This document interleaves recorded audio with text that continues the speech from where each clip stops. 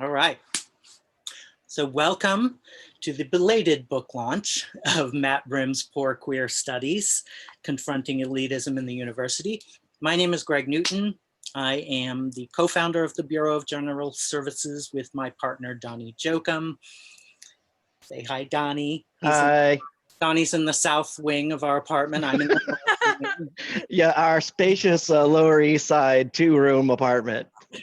Vast. Thank you for joining us here tonight. We're excited that we got such a huge crowd. This is really big for us. And I'm very excited because I love this book that Matt has written, and it addresses so much that is very close to my heart. The Bureau, as many of you know, is a queer bookstore that Donnie and I founded back in 2012. And we've been at the LGBT Community Center on 13th Street since 2014. But due to this little pandemic situation, we have been closed since March 13th. And the center is closed and doesn't plan to open until January 2021 at the earliest. So that's where we're at. We're all digital right now. We do have an online store, which we're really excited about. That's just bgsqd.com/store. So if you go to our website, you can check that out. You can buy Matt's book and you can buy lots of others. We're adding more and more books each day, so it's a growing collection. I also want to say thank you so much to the many people who donated today for this event. That really helps us to pay for the Zoom account and all the other digital tools we need to keep the Bureau going during this pandemic. So thank you very much. And we're recording this event, so we'll post it on YouTube afterwards. The Bureau has a YouTube channel, and we're posting all of our virtual events on the YouTube channel. So if you know anyone who misses this, they can go there and check it out. And we have a number of other virtual events planned, and we're continuing to add more and more to the calendar. So if you have ideas, please hit us up at contact@bgsqd.com. So before we get started, Donnie and I are going to just read through the bios so you know who's talking to you. And then we will pass the mic over to Matt to get us started. So Matt Brim is a professor of queer studies at the City University of New York's College of Staten Island and the Graduate Center. He writes about queer class and race relations in the academy, as well as queer literature and culture. His most recent book, Poor Queer Studies, Confronting Elitism in the University from Duke University Press, reorients the field of queer studies away from exclusionary institutions of higher education and toward working class colleges, students, theories, and pedagogies. Melissa Maldonado-Salcedo is a medical anthropologist, experimental ethnographer, and artist who writes about Latin America and Latinx communities. Her work intersects gender and sexuality, health, justice, and art with a focus on immigrant and diasporic communities and identity. She earned her doctorate from the Graduate Center CUNY and currently teaches in NYU Department of Anthropology and in the Department of Technology, Culture, and Society, Tandon School of Engineering. Justin T. Brown, PhD, MPH, is the Executive Director of CLAGS, the Center for LGBTQ Studies at the Graduate Center CUNY. He is an Associate Professor of Health Sciences at LaGuardia Community College, CUNY, as well as Program Director for the Public and Community Health Program. Brown teaches courses in public health and human services. His collaborative research focuses on addressing health inequities among persons of color, LGBTQ, and youth. Greg Newton co-founded the Bureau of General Services Queer Division with his partner, Donnie Jokum, in 2012. Together, they have worked with volunteers to continuously operate this queer bookstore, event space, and cultural center in New York City. Prior to establishing the Bureau, Newton completed his coursework and examinations for a PhD in art history at the CUNY Graduate Center while serving as an instructor and coordinator of the first-year writing course at Parsons, the New School for Design. And welcome, we'll pass over the mic to Matt and take it away. Greg and Donnie, I can't thank you enough for hosting this book launch and for the Bureau just there's a great queer space in the city. And to Mel and to Justin, my CUNY peeps, thanks so much for being here and really making this a conversation about what the book is about, underclass higher education at places where queer studies is not recognized or doesn't cohere in a way that is able to inform the field like it should. So I'm going to get started. I'll talk a little bit just about an overview of the book, and then I want to go into detail about chapter 4, which is titled Poor Queer Studies Mothers. Hopefully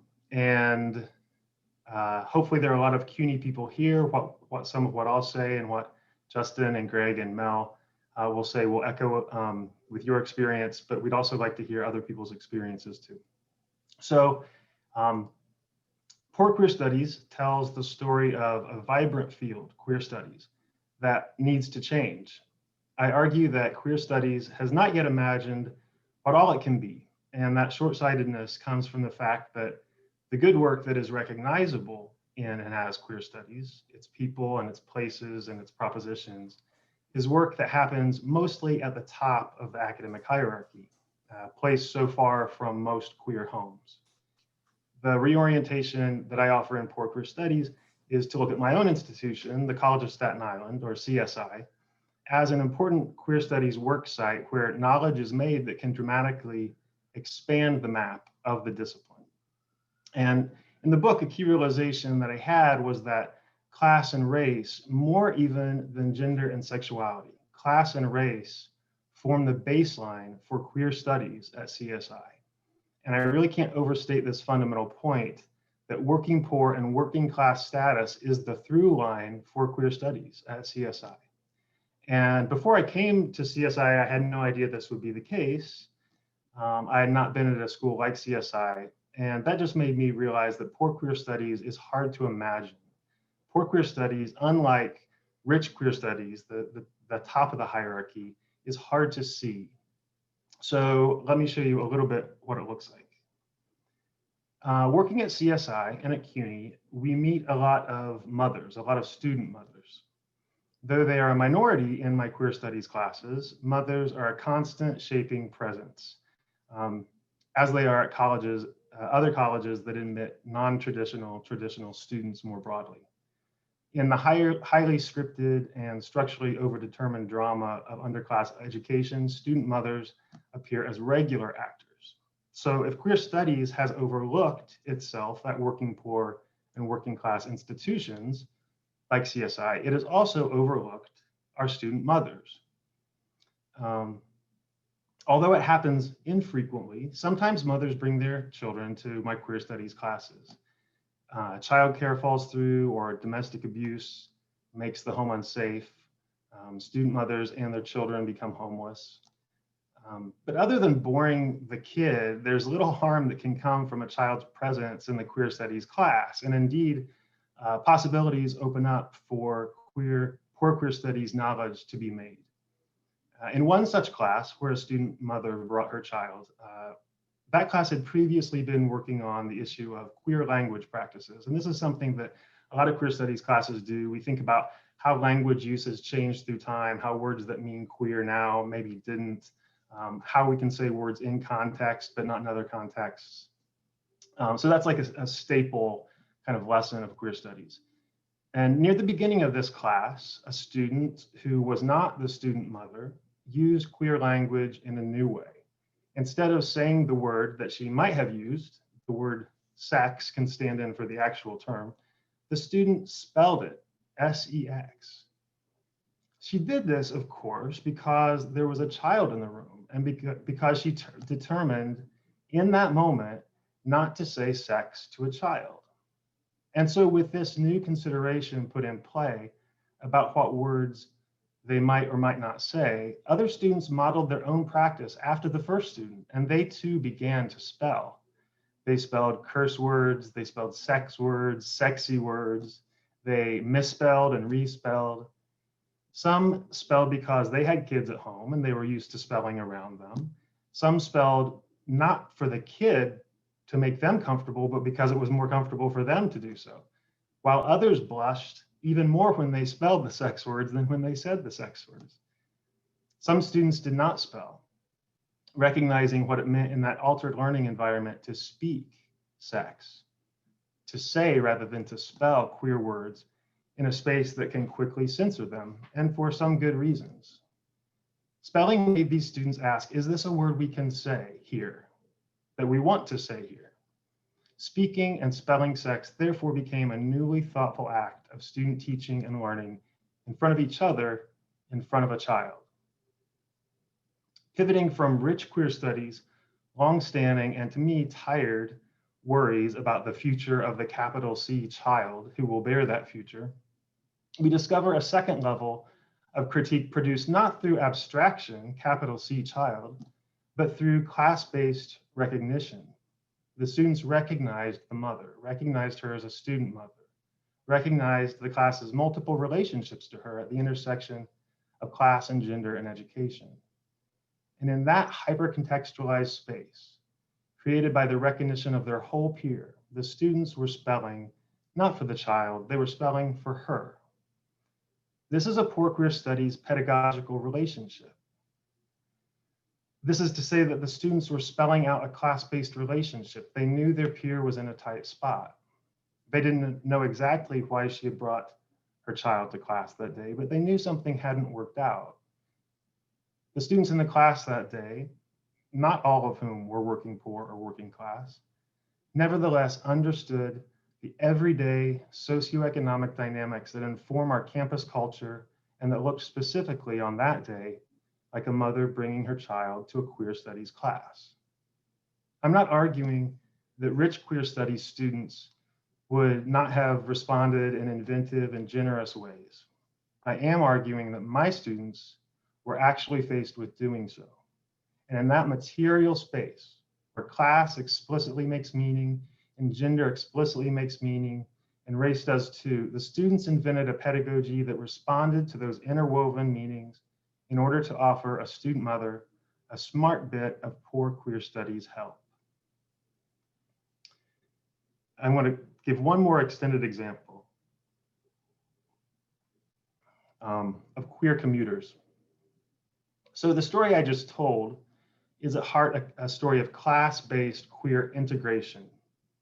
In contrast, some queer studies students strategically disintegrate domestic and academic worlds. These students recognize, in our context, the urban geography of the sprawling CUNY system, an opportunity to create physical and psychic distances between home and collegiate lives.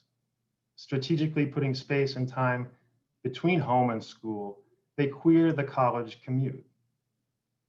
So a substantial and growing number of poor and working class students commute 2 to 3 hours each way from their homes in New York City's other boroughs, Manhattan, Brooklyn, Queens, and the Bronx, to the CSI campus located in the middle of Staten Island.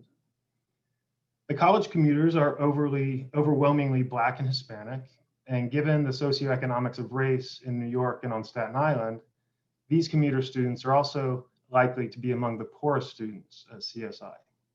They are student commuters who must navigate a defunded public transportation system in order to navigate a defunded public higher education system. Though the data tell us that CUNY students typically attend the CUNY campus nearest their homes, some students seek out a longer commute and a more distant campus, and this reflects a poor queer educational strategy. Confronted with economic barriers and starved for academic preparation, students choose to attend CUNY while living at home with their families. At the same time, queerness leads them to choose a CUNY campus as far from home as possible in order to approximate the experience of going away to school. Like so many traditional college students, they want their queer independence. This poor queer strategy of extended commuting from other boroughs must be understood primarily as a poor queer of color educational innovation. But students of all races who live on Staten Island deploy variations of the queer college commute, coming to campus whenever possible, staying on campus all day, scouting out communal queer spaces, such as the LGBTQ Resource Center that mark a psychic distance from home, among other queers. Queer commuter students stretch out their time coming and going, and they stretch out their time on campus. They say that CSI is the queerest place in their lives, and they want to spend time there. So when I argue, as I do in the book, that CSI is the queerest college I know, this is one reason why. From my queer commuter students' perspective, CSI is inordinately queer. A poor queer studies method must take into account such inordinate queer of color and working class measurements. As commutes lengthen, space and time take on new meaning for these students. A smart and savvy queer student who had the high school grades to attend a better CUNY school chooses to come to CSI, where her internet research has found signs of desirably distant queerness. On the college website, she sees queer coursework and queer faculty and staff support and queer representation. She understands that she can become a smarter queer at CSI. Does queer studies, rich or poor, know what this student knows? Do 2 trains plus 1 boat plus 2 shuttle buses equal a sophisticated queer calculation that adds up to the knowing feeling of being far enough from, as well as close enough to home to become a smarter queer at a place like CSI? Does queer studies know that one effect of a 3-hour commute can be the reward of achieving a qualified, small, temporary, constrained, queer liberation that is still liberating? But also, does queer studies know the pleasures and complex rewards of the reverse commute, of going back home? The queer commuter student attempts to leave home as far behind as possible, but she also returns home at the end of the day from campus. After all, as one student told me, it's always been me and my mom. Just to finish then, poor queer studies travels along routes created by class and gender and race. And though these routes cross borders and boundaries, boroughs, neighborhoods, bridges, the key insights offered here are not about border crossing per se. And the point is certainly not that border crossing is always transgressive, or that transgression should always be the point of queer theory. Commuting is not so much an act to be radically queered as a quotidian fact of life under the compromising conditions of underclass education. I've wanted to think about unrecognized queer knowledge that emerges within the class and race conditions that define queer studies at CSI and at CUNY. And I've proposed that poor queer studies might be one name for that necessary work. Poor queer studies ideas arise materially when there's a child at the next desk, or when your slow, purposeful commute makes you both late for class and late for dinner. So I'll just stop there and hand it back over to Greg, and I can't wait to hear what you and Melissa and Justin have to say. Thanks. Thank you, Matt. Now I forgot the order that we said we'd go in, but I think we said Mel would go next. Is that right? I'm happy to go now, though, if you're not ready. Start us off, I'll follow up. What's that? Start us off and I'll follow up. Okay. All right. So I guess I'll just say I went to Hunter College as an undergrad, and I wasn't sure what I was going to study. I was thinking psychology. I wasn't sure, but I ended up seeing on the course catalog, which was still physical in 1997, that there was a course called Homosexuality and World Religions. And having been raised by an evangelical Christian family, religion shaped my life in horrible ways and in some good ways. So that course was a gateway for me. I had no intention of becoming a religion major, but I did. And it was a very queer place, the program in religion at Hunter College. And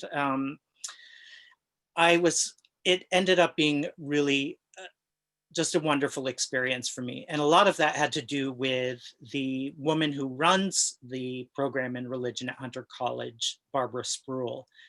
She is just a force of nature and a wonderful human being. And she gave me so much, she just inspired me, she encouraged me, and I desperately needed that encouragement. And it was a really important experience. As far as CUNY being, having non-traditional students, that's certainly the case. I wasn't sure what I expected at Hunter College. I had just moved to New York. I'd been in New York for about 6 years by the time I went to Hunter.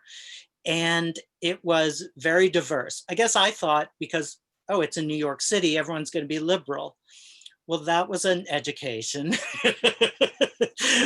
I had plenty of classes where there were quite homophobic students who were not ashamed of making themselves and their opinions known. So that was an education in and of itself. But it was also great to have such diversity there, even if that meant confronting some rather unpleasant opinions and people.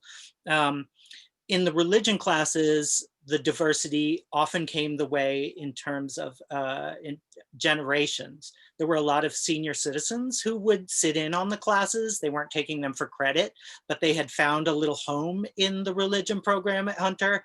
And they were wonderful. I mean, they made the classes really interesting. Not to mention the instructors being really good, and it just being a place that felt like we're actually getting down to real issues here. We're not just, using fancy language or, spouting all the names we've learned and the books we've read. It was really, as Barbara Sproul would say, we got down to mud talk. Because religion is so high and up in the ether, she said, we always have to bring it down to the mud, back to the dirt, back to our lived experience. So in a lot of ways, that program at Hunter College was kind of queer studies for me. It was really great. I went on to do graduate work. I went to the Graduate Center, CUNY, and was going to do a PhD in art history. I made it all the way through through the exams and through all the coursework, and then decided to screw it and open up a queer bookstore, which was a wonderful decision. But while I was studying at CUNY Grad Center, studying art history, I was also teaching at Parsons, the New School for Design. And that was a different kind of education.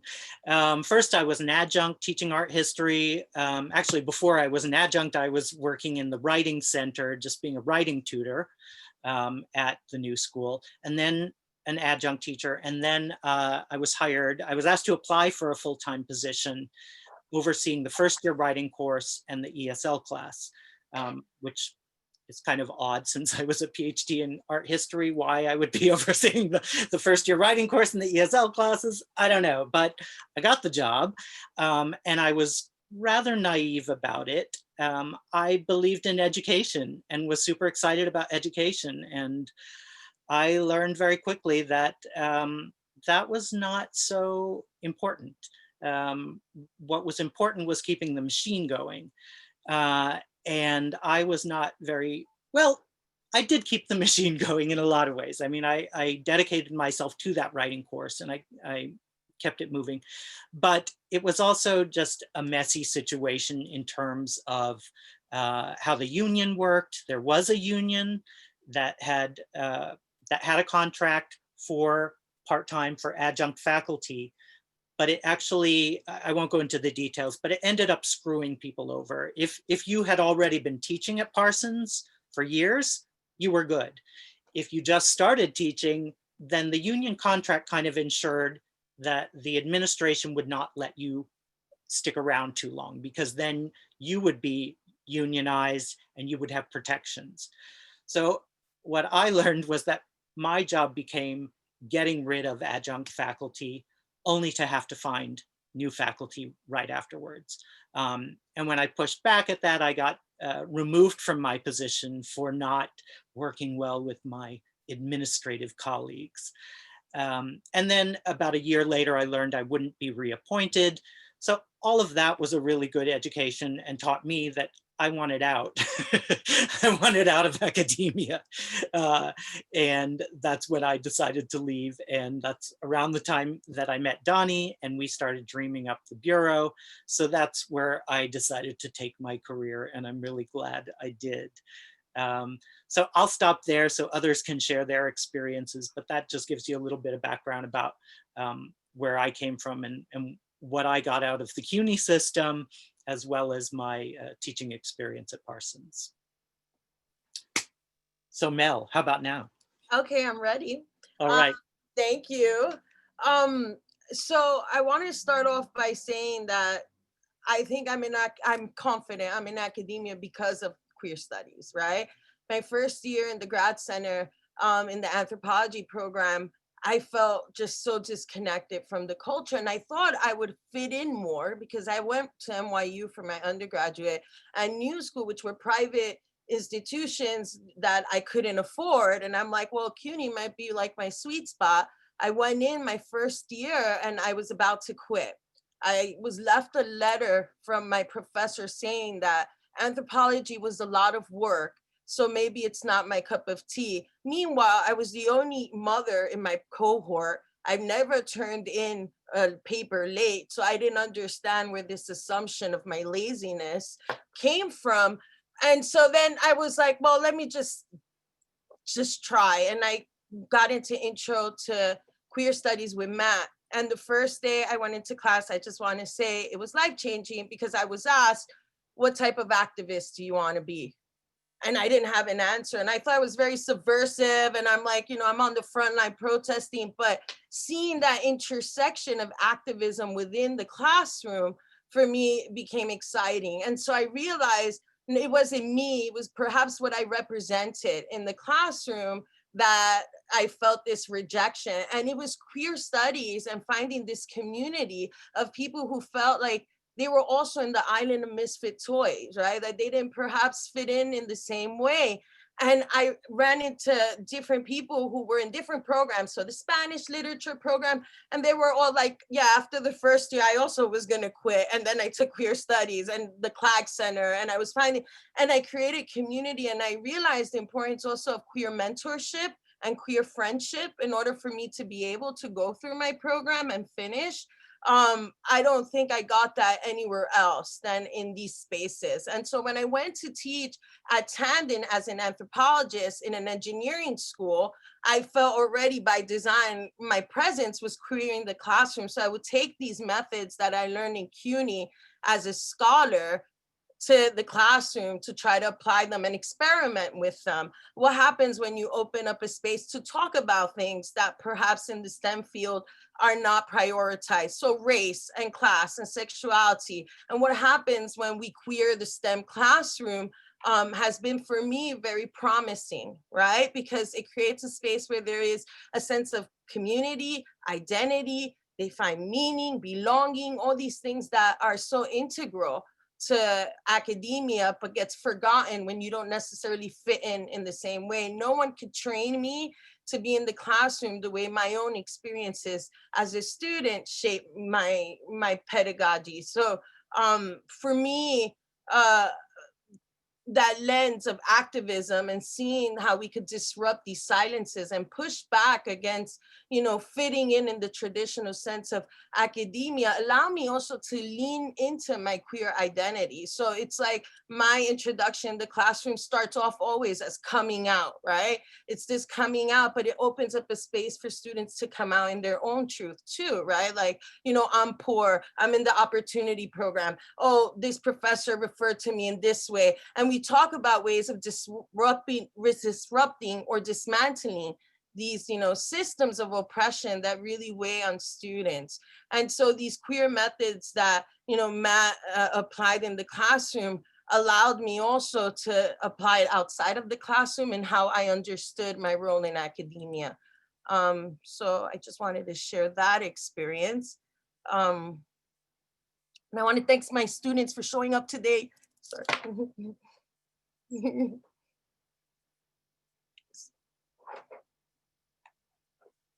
So Justin, can we hear from you now? Yes. Excellent. Well, again, I want to, it's so great to be here and to be a part of this. And Matt, honestly, it was a pleasure to read the text, and like just taking it all in from beginning to end. But one thing that in reflecting on this and when thinking about the questions, and for this conversation, I admittedly at first was like thinking, when I thought, why that chapter, right? That's one of the first things that stuck to me and stood out to me. And then there was one thing that I think captured, and I know it's like the end of the chapter, it's like the last thing you say. But when you say like you have peer motherless, the students who will become the next generation of rich queer studies educators are trained up by each other with an orphan ignorance that goes by the name of knowledge, right? Elitism structures their intellectual impoverishment.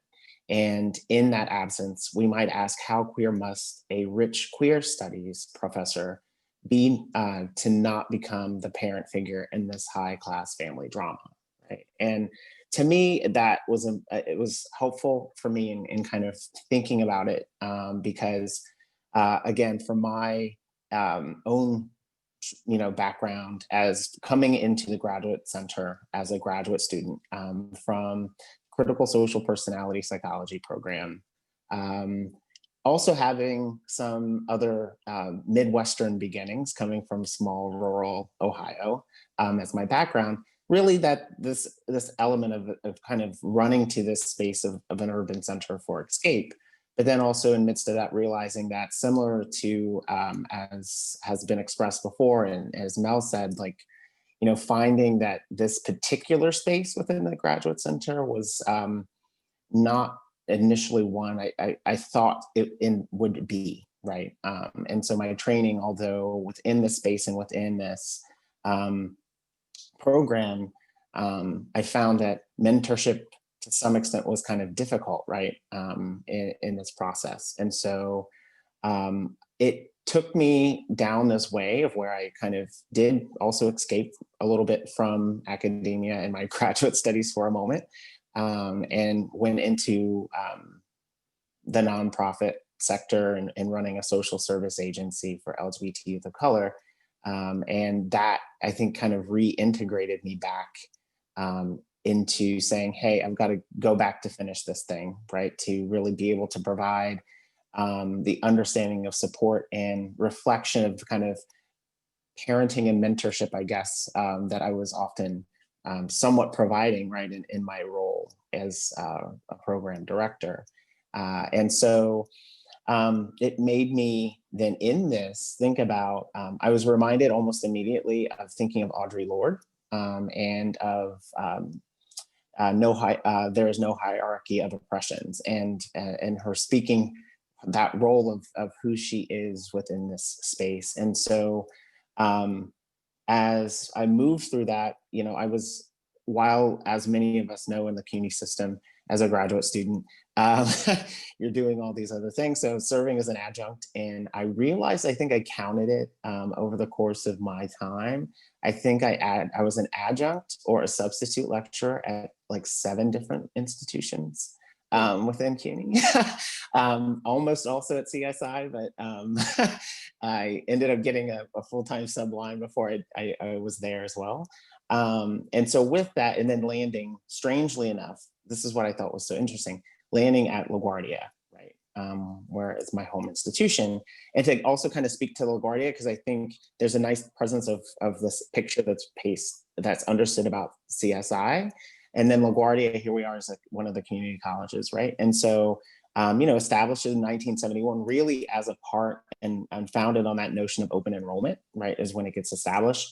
And then, we have the second largest student population within the community colleges. We have students that speak 89 different native languages and are from 158 different countries, right? And so that is the diversity of the presence of what appears, right, in our classrooms. And so for me, and also now where it landed me was thinking about the students in my room. many of which also do commute. And that commute was so critical, right? And is so much a need for many of them, especially I've now within public and community health, we're a new small major. I have all young women, many of which are mothers. And so a lot of and we integrate in these conversations we have in our health and diversity course and throughout, we're really looking at the spectrum, right, of intersectionality and where that, and highlighting the importance of these inner spaces. And so many of the mothers in that room have appreciated the integration of different perspectives and views and of queer theory, it coming alive in something like public health, right? It something they had never thought of, right? That how is a health-based, practice-oriented degree, where and how does something like queer theory, intersectionality, critical race practice, how do they play into this, right? And so we talk about it beyond the other theories, and they understand and see that, whoa, I can utilize this as a foundation to inform my own practice of becoming a better future practitioner.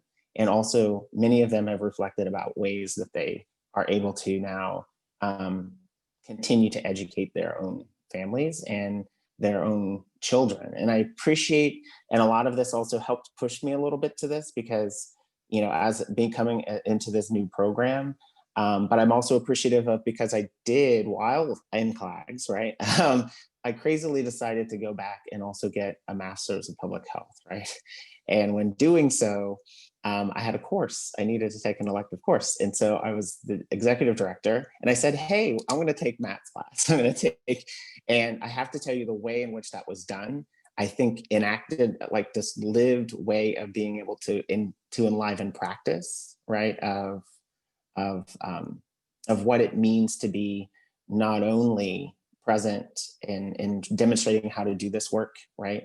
But also how to be able to integrate it into a way of developing a dynamic interactive course that sticks with students so they can see things to go beyond the classroom and how it connects to their everyday existence.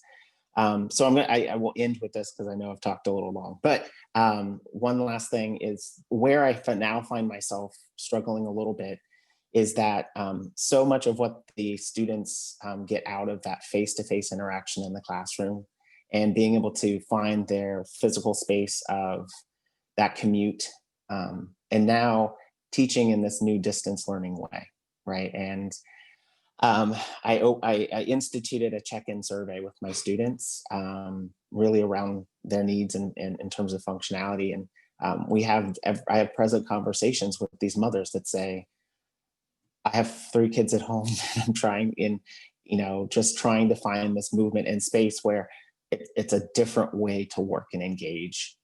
And so now I struggle as a follow-up question to you, right? Is how do we continue to do this work in a way of keeping the presence of how we support them, right, as mothers, as much as they've supported us within the classroom, now in this new day and age that we're in, of distance learning, and what appears to be potentially the writing of the wall, to maybe of a shift in the CUNY world to this kind of more permanency, right, of an online avenue through which we teach. So thank you.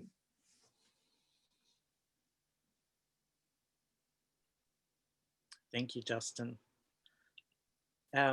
Matt, do you want to say a few words in response to what folks have shared? Well, the last thing that Justin said was how do we figure this out now that we've gone online, and we'll be online at least for another semester. But this problem that we're having right now, the problem of being at a school that it does not have the resources to do something in the way that we want to do it, right? And this is a problem. So there's a problem throughout higher ed because nobody is prepared for this.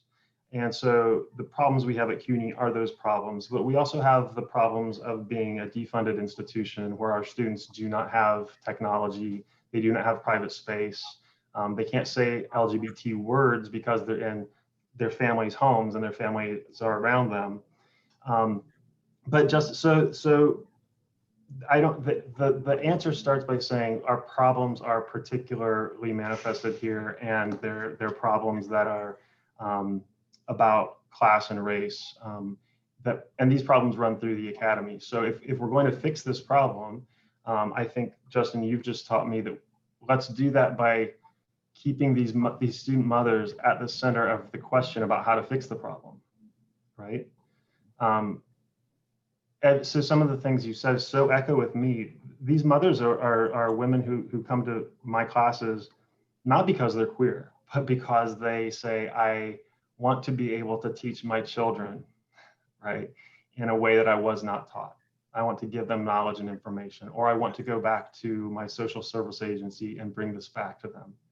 And so these are women who are doing the work of queer pedagogy and queer teaching in their homes and their families, not as professors of queer studies, right, but in the different roles that are integral to their lives. And so when you talk about them wanting to integrate, being appreciative of the integration of the queer studies material in your class, what that says to me is, oh, well, that's because these women are whole people who are trying to integrate their knowledge in all different kinds of ways, right? And that is a huge difference between the undergraduate experience at a residential private college where you go and you're a student and maybe you work 10 hours a week, but you're not with your family and you're certainly not with student mothers and you're not commuting. It's just a whole different set of concerns. And so that we just need to keep in our minds that when we talk about fixing CUNY or funding CUNY, we need to think about those are the people who are doing the work that we want, that public education is about. So putting them at the center. I'm going to stop because I think that that there are a lot of people here, which is so cool. Thank you, everybody. But there might be questions for Mel and Greg and Justin, and maybe for me that that people want to ask. And sometimes we run out of time for questions. So is it all right with everybody if we just look at the chat for a second? Absolutely. If you have any questions at all, please use our chat function, and then we'll call those out in the order that they pop up on the screen.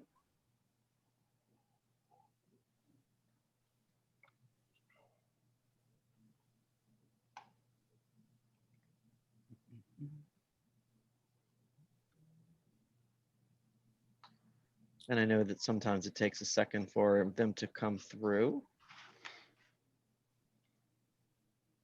Mel, let me ask you a question while we're waiting. Were you were the only mother to start your anthro program? Were you the only mother or parent throughout your whole program, or were my whole program?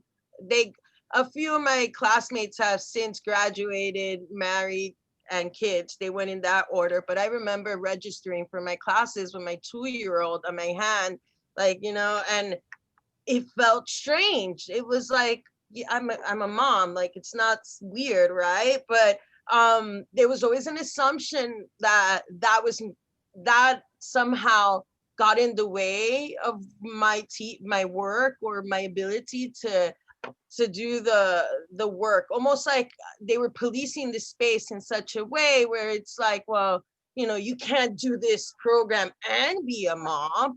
In terms of that, you know, it was weird because what it did was really motivate me as a mom. Like I wanted to finish and prove that I could do it. But then I saw so many students when I was an adjunct who were going through the same thing and not necessarily finding comfort and kind of presumed incompetent because they were mothers. And, you know, as a mom, I could say it's like a 24-hour job. It's like you're always working. What do you think that, you know, I press pause when I go into the classroom? So it was always weird negotiating this and having to be like, well, my kid had a fever, so that's why I couldn't, you know, be in class. And it's like, well, how do you care about your kid more than this class, Foucault? You know, it was so strange. And so, but then it afforded me more compassion when I became an educator. And it never became an issue if a student's like, you know, my kid, I didn't even want them to finish the sentence. I'm like, I get it. We'll chat when you get back. you know, not having to kind of feel like you have to justify your choices. If you're a mom, or even if your family, you're part of a unit, sometimes you have real responsibilities that get in the way from you completing the assignment, but perhaps enhance your ability to understand the very things you want them to do, right? So yeah, that was kind of my experience. And I graduated, and it's like my kid's a teen now. And when I think of like academia and all I went through, and now seeing him grow up, it's like, oh wow. And I did a PhD program in the process, so not too bad, I guess. I want to go back to Francesca's chat message, which I feel like there's a conversation topic there. So wanting to use queer studies in social service work is so interesting, because I find that many of my students from poor families shy away from queer studies because they feel a real material and social pressure to pursue STEM for the job prospects. I'm curious how we can tackle this issue. In an ideal world, I would want these students to get paid for their intellectual labor. So there's such a dangerous sort of bureaucratic narrative here, where if you don't know what queer studies is, if you're a first-gen college student, you don't know what college is, and you don't know how to get through. And then you figure out the way to get through is to figure out what model is there, and somebody did it before, and so you do that exactly what they did. But you don't know anybody who's done queer studies. And so all of a sudden, queer studies might throw a wrench into your path to graduation. Right? And so staying away from queer studies actually makes sense if you're somebody who needs a clear path to graduation, which just means that the lack of familiarity with our field is leads to a heteronormative path through college, because queering the path to graduation puts a big question mark in an educational narrative that already has a lot of big question marks in it. Thank you, Matt. Anna has shared, I was wondering, as a student of NYU who underwent social justice training to become a student leader, if any professors or adults underwent social justice training to properly address and create a welcoming environment for students, employees. I took Matt's class. I think that was a lot of my training for me. And I know the student was asking, I told her, come to the day's talk if you want to understand me and get more of my mentor. But it was finding myself in a space that I learned to see the social justice angle to just being in the space. But that was for me. Thanks, Mel. Alex has a question. I love this book and I'm happy to celebrate with you all. I'd love to hear Matt talk about what and how poor queer studies teaches the kind of dominant, snooty queer studies that comes out of R1 universities. You know what? Can you answer Kristen's questions before mine? Because Kristen's question leads into in a really good way. All right, brilliant. Yeah, Kristen, this may be a simplistic question for this webinar or group. Can you explain what queer studies is exactly, to then be able to understand how your book is tackling elitism? From my perspective, I'm a CSI alumni with BA and 2 MAs. I had no idea that there was queer studies at the college literally until last month. Sure, so queer studies is an academic field or a discipline, right? And it's sort of a subfield or subdiscipline. It's like English or sociology or anthropology. Queer studies doesn't quite stand on its own as an academic department often, but people who do different kind of intellectual projects in other disciplines or departments can do queer studies. So it's sort of this amorphous academic formation. And the kind of questions we ask, so it's interdisciplinary, Kristen is the word for that. You can find it in different disciplines. If there's a home for queer studies, probably that's women's gender and sexuality studies. And women's studies has a long history of having, at least to the 70s, of having institutional space devoted to it, sort of brick and mortar, right? There will be buildings, or there will be offices, or there will be departments. And so women's studies sort of has expanded in some places into gender studies and sexuality studies. So if there's a departmental home for queer studies, it's often WGS, but it's interdisciplinary. The kinds of questions we ask are about the lived experience of people who identify as LGBTQ now. But we also look back into history before those kinds of terms were used to identify ourselves, and to think about sexual practices, erotic practices, gender practices. And now we know that the thing to do isn't to think about those practices or identities in isolation, but to always be thinking about, well, you're never just gay, you're always gay and white and middle class, talking about myself now, and a professor, you're always, and HIV positive, which I am too, you're always a lot of things at once, and how are those things interacting together? And so not only is the field interdisciplinary because it's everywhere, but it's broad-based and sort of interested in these intersections of different identities. You can find queer studies. I think the better point to make is that you can find queer studies throughout higher education.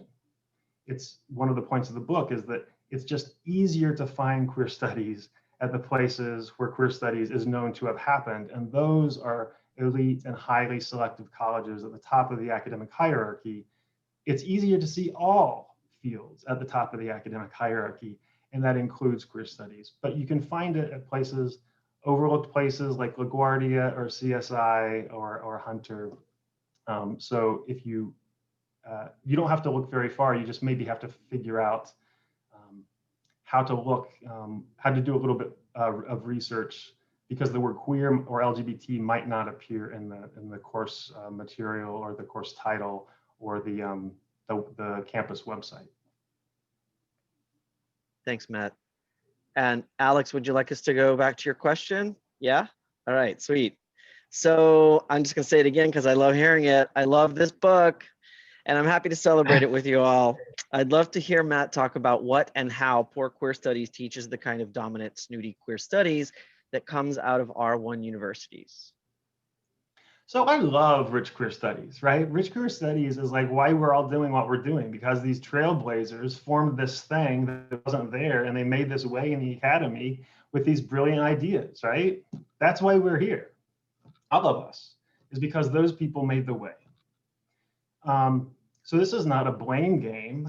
This is to say those are terrific ideas. But it occurred to me after coming from Duke University, where I was a teaching postdoc, to the College of Staten Island, could not have two more different institutions in terms of their resources, prestige, status, class, and race.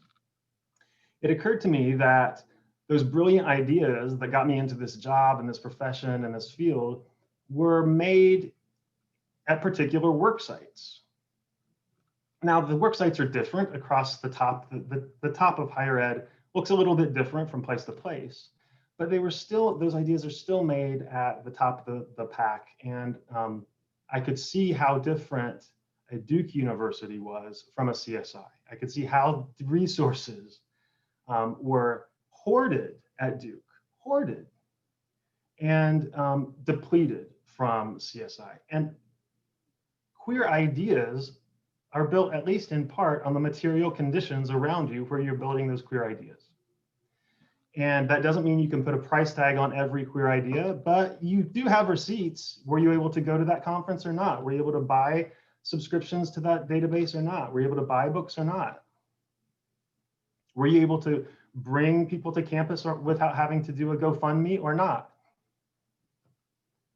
So there are receipts, and it's also true that you have individual acts of genius that succeed despite all odds. And I know that to be true because I see that happening at CSI. Thanks, Matt. So Brian has shared, how do we both acknowledge that our students might be stifled in terms of using queer language at home, online, and also not validate that silencing? It feels like a potentially dangerous and precarious position to teach from.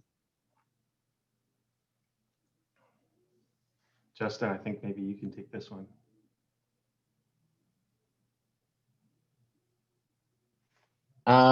Okay, this is, I think it's a challenge, right?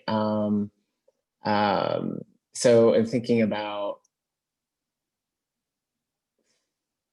I think there is something to the silence that is important, because I think that silence can turn into a way of exchange in language. So for me, having working with my students in the context that we're in today, right, and now, this is very real, right, for many of them. So I think you figure out other strategies and ways to allow them to still have voice that they normally may not feel they could express maybe through words. I think it's very similar to, as Matt spoke about in the text about spelling out words, right? Our students are very savvy in figuring out ways that will work, right? So for me, having some of the things like I've been able to try to integrate in this way to kind of give them that space of expression has been, allowing them to do private discussion boards with me or with the class, right? Creating these breakout spaces where they can display through different activities like capturing photo voice, right? And talking about how the representation of an image can be linked back to something that we're discussing in class that might be on the side of potential risk for them in their home space. And so that I think has been really, really interesting to find as a new way to kind of do this work with my students in that class. So, and I think that also it helps them build a deeper skill and understanding, right? It has made me realize and continually think about the different modalities that we have to use to ensure that we're reaching all the students, because I think as an institution in academia, we default a lot to the written word, right? So much. And I think that's a disservice in many ways, because I've so many of my students that are more enlivened and express more and learn more through these nuanced interactive ways. And so having the ability to kind of capture these things in their real life and in the day-to-day I think the language itself can be stifling, and we have to figure out a way to break away from that. And one thing that we do sometimes is we create our own like lexicon, right? And words that we use and define and operationalize amongst ourselves to represent these things. Thanks, Justin. And I just want to be aware of the time for everyone who is here and speaking. And do we have time for more questions? We should at least give people the chance to go because it's 7. And if we can stick around, that's great. But I don't want people to feel like that they have to sneak away. And before, and I just selfishly, before people do log off, I just want to say thank you so much to everybody who came today. This was terrific to see friends and people I've met on Facebook and Twitter, and also some wonderful colleagues from CSI. It's good to see everybody. Thank you so much. Yeah, thank you. Yeah. Do you want me to read the next share? There are quite a few, so I haven't looked all the way down. Yeah. I will. Let's. Why don't we do one more? Okay. Well, the next share was from Dale, and Dale is sharing that I'm grateful for this conversation is happening. In the 90s, I was a poor queer undergrad at NYU, reeling from the death of my mom and subsequent unemployment due to FMLA. My world was upside down. I met queer faculty who helped me shake off questions about myself and what it meant to be and move forward with meaningful work. I was the only poor middle-aged student and was embraced. Do you have poor middle-aged students?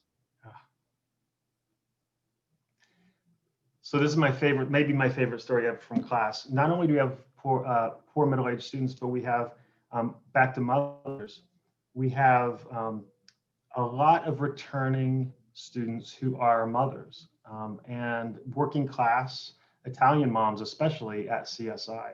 And they come back, they've raised their kids, and maybe they work as an assistant or secretary on campus, and you can take a class free. And so they'll come to our class. And one semester I had 5 returning moms, all Italian American moms, in the back of my class. They sat in the back row.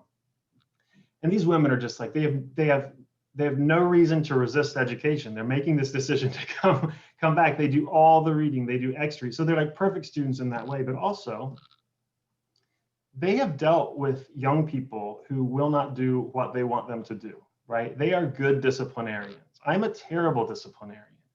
These women sat in the back of that class, and when students would talk to each other during the class, which it really annoys me and I ask them not to do, they would say like, show a little respect. Like they would pipe up and they would be the disciplinarian for me. And not only were they good workers and smart and could lead groups, but they were actually taking this function, right, in a really unqueer way. It's a really like domineering Italian mom kind of thing. But it was like perfect for the queer studies classroom because they're just bringing that experience in, and they were there to learn, and they wanted the kids to learn. And they knew that I was like at sea when they wouldn't just do what I asked them to do because I asked them. So there are lots of returning students, lots of different, for coming back for lots of different reasons. But the point of that little story is that there's such value of having all kinds of difference in the class. And it's not a superficial value, right? It actually gets at the value of having different, in this case, perspectives from different ages come in and say, how can we work better together? How can we do this queer studies project better together, even though they weren't queer? It's a good question, and it's a fun story for me to tell, so I'm glad you asked it. Calvin has shared, what are your thoughts? I'm interested in the contradiction between the content of Matt's talk, example, students need to commute to college, and the form of Matt's talk, example, Zoom, no need to commute to college. Any thoughts around that topic?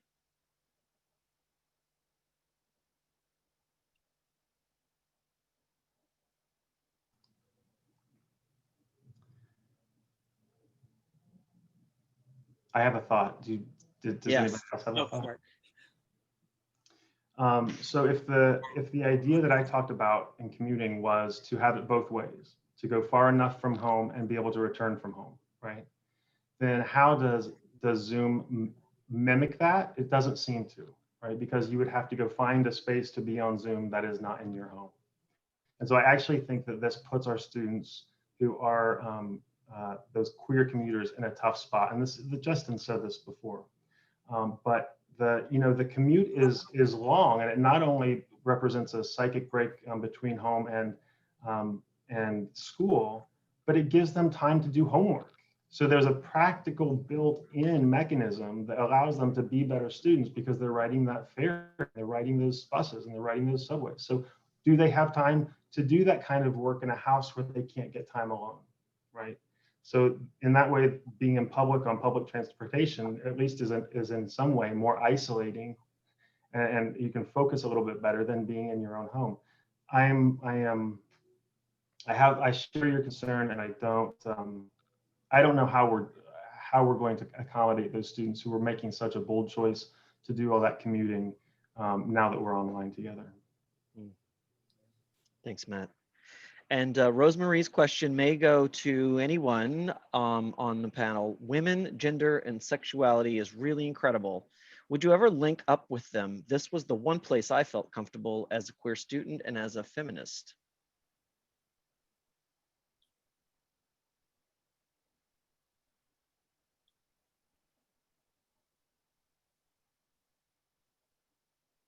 I'll just say what I said earlier. A lot of times queer studies finds itself in WGS departments or programs. At CSI, we don't have a department, but we have a WGS program. And a lot of times that's where queer studies runs through cross-listed classes, faculty. Even if we don't have faculty lines, we teach in that program. So it's the way you put it together because it makes sense to put it together. Excellent.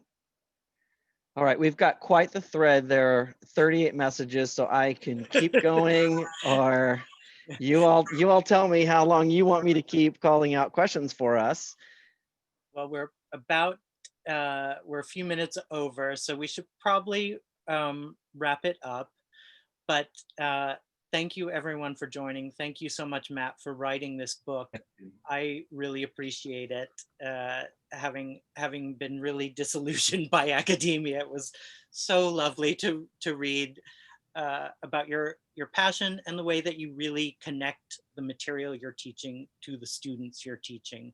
That it's very integrated, and that's something that I really wanted, and I think anyone who wants a good education should want, that it's integrated, that it makes sense with your life. Thank you. So thank you for joining us, everyone. Like I said, the book for Queer Studies is available from the Bureau's new online store. If you go to bgsqd.com/store, you can purchase it there. And also on our website, you can see about other upcoming events. And we will post this this video on our YouTube channel, so you can share that with other people who missed it. And hopefully we'll go through some of this dialogue, and maybe a chat will continue on Facebook or elsewhere. So thank you everyone for joining. Thank you. Thank you, Greg. Thanks, Donnie, Justin, Mel. Thank you so much. Thanks, everybody. Have a good night. Bye. Good night.